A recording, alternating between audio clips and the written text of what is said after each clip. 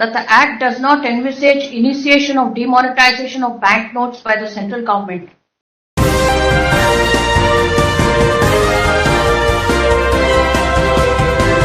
नमस्कार, आदाब। मैं खुशबू अख्तर और आप देख रहे हैं पल पल न्यूज। 8 नवंबर 2016 आप सबको याद होगी। टीवी पर रात 8 बजते ही देश के प्रधानमंत्री मोदी जी ने ऐलान किया कि अब 500 और 1000 के नोट बंद हो जाएंगे और उसके बाद बैंकों के आगे कतार लग गई। लाठीचार्ज हुए, न जाने कितने लोग परेशान हुए और उसके बाद कितने बुजुर्गों की जान चली गई। वो त्रासदी की रोती हुई तस्वीरें आज भी हम उसकी गवाही हैं। लेकिन देश के सर्वोच्च अदालत ने जिस तरह से फैसला सुनाया है, उसके बाद देश हैरान हो गया है। उस फैसले में क्या कहा गया है, एक बार उस रिपोर्ट पर नजर डाल लेते हैं। I have had the benefit of reading the judgment proposed by His Lordship B.R. Gavai Ji. However, I wish to differ on the reasoning and conclusions arrived at in his judgment with regard to exercise of power by the central government under subsection 2 of section 26 of the Reserve Bank of India Act 1934, hereinafter referred to as the Act for the sake of brevity, by issuance of the imputed notification dated 8th November 2016, hence my separate judgment.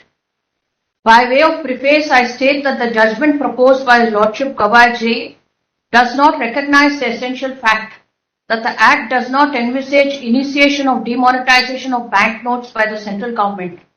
Subsection 2 of Section 26 of the Act contemplates demonetization of banknotes at the instance of the Central Board of the Reserve Bank of India, hereinafter referred to as the Act, as the bank. Hence, if demonetization is to be initiated by the central government, such power is derived from entry 36 of list 1 of the 7th schedule to the Constitution, which speaks of currency, coinage and legal tender foreign exchange. I have quoted the 7 issues, judgments which were, the references order dated 16th December 2016, where 9 questions were referred. His Lordship Gavai Ji has reframed the questions referred to this Constitution bench and culled out 6 questions, which have been answered in the erudite judgment proposed by him. My views on each of such questions, as contrasted with those of His Lordship's, have been expressed in a tabular form hereunder for easy reference. It is at the head, I have put that. Then I have stated about the overview regarding the importance of the Reserve Bank of India and the Reserve Bank of India Act 1934. Then I have spoken about the history and instances of demonetization the world over, in France, in the United States of America, Britain, Congo, Ghana, Nigeria, Myanmar, Russia, Venezuela, Zimbabwe, and the history of demonetization in India in the two. देश की सर्वोच्च अदालत ने 2016 में हुई नोटबंदी के खिलाफ दायर 58 याचिकाओं को पर अपना फैसला सुना दिया है। अदालत ने इस मामले में केंद्र सरकार और भारतीय रिजर्व बैंक की याचिकाकर्ताओं की दलील को सुनने के बाद बीते हुए दिसंबर को अपना फैसला सुरक्षित कर लिया था। याचिकाकर्ताओं ने केंद्र सरकार के इस फैसले से जुड़े अलग अलग पहलुओं को सुप्रीम कोर्ट में चुनौती दी थी। सुप्रीम कोर्ट के जस्टिस एस नजीर की अध्यक्षता वाली 5 बेंच जजों की पीठ ने इस फैसले को, नोटबंदी के फैसले को सही ठहराया है। आपने कहा था कि ब्लैक मनी खत्म हो गया, सेलिब्रेट क्यों नहीं कर रहे? अगर डिमोनेटाइजेशन सक्सेस था तो हम चैलेंज कर रहे बीजेपी से, चलिए आप सक्सेस और मानते तो मनाइए ना, क्यों नहीं मनाते आप? नोटबंदी दिवस मनाइए ना, क्यों नहीं मनाते आप? क्योंकि भारत के प्रधानमंत्री को मालूम कि नोटबंदी से महिलाएं, daily veg workers, handicraft artisans, plumbers, drivers, electricians, plumbers, masons, ये सब बर्बाद हो गए। इसका सोशल पॉलिटिकल रिस्पांसिबिलिटी देश के प्रधानमंत्री और उनकी सरकार पर आयद होती है डिमोनेटाइजेशन के ऊपर। अब आप सुप्रीम कोर्ट के फैसले को लेकर आप बाजा बजाइए, मगर ये सच्चाई है ही नहीं। हम जो मुद्दे आपके ये जो सामने रखे आपके नोटबंदी दिवस क्यों नहीं मनाती बीजेपी? मनाइए ना, चलिए। अजीम प्रेमजी यूनिवर्सिटी की रिपोर्ट हो रही है कि 50 लाख लोगों की नौकरी चले गई, 100 लोग मर गए। आज कितनी करेंसी सर्कुलेशन में है? 32.18 लाख करोड़ करेंसी सर्कुलेशन में है, जब 17.97 लाख करोड़ थी।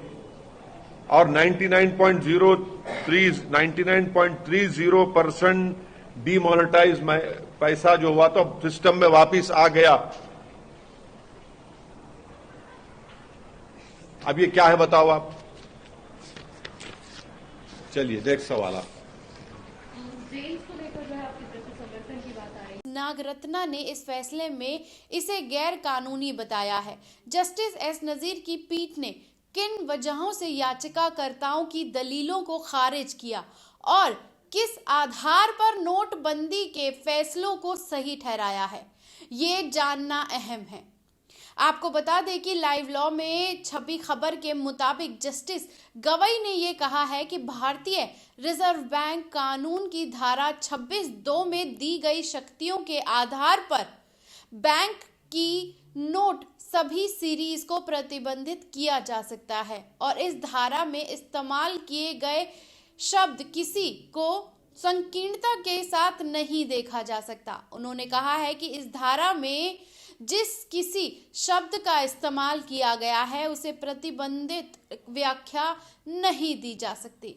आधुनिक चलन व्यवहारिक व्याख्या करना है, इस व्याख्या को बचना चाहिए जिससे अस्पष्टता पैदा होती है और ये व्याख्या के दौरान कानून के आदेश को ध्यान में रखना जरूरी हो जाता है। इसके साथ ही उन्होंने कहा कि केंद्र सरकार को सेंट्रल बोर्ड के साथ सलाह मशवरा करके ही जरूरत पड़ती है और ऐसे में ये इनबिल्ट सेफगार्ड है कि आर्थिक नीति के मुद्दे पर बहस संयम बरतने की भी जरूरत है। इसमें हालांकि उसमें जस्टिस नागरत्ना ने कहा है कि सभी नोटों को प्रतिबंधित किया जाना बैंक की ओर से किसी बैंक नोट की किसी सीरीज के को चलन से बाहर निकाले जाने से कहीं ज्यादा गंभीर मुद्दा है।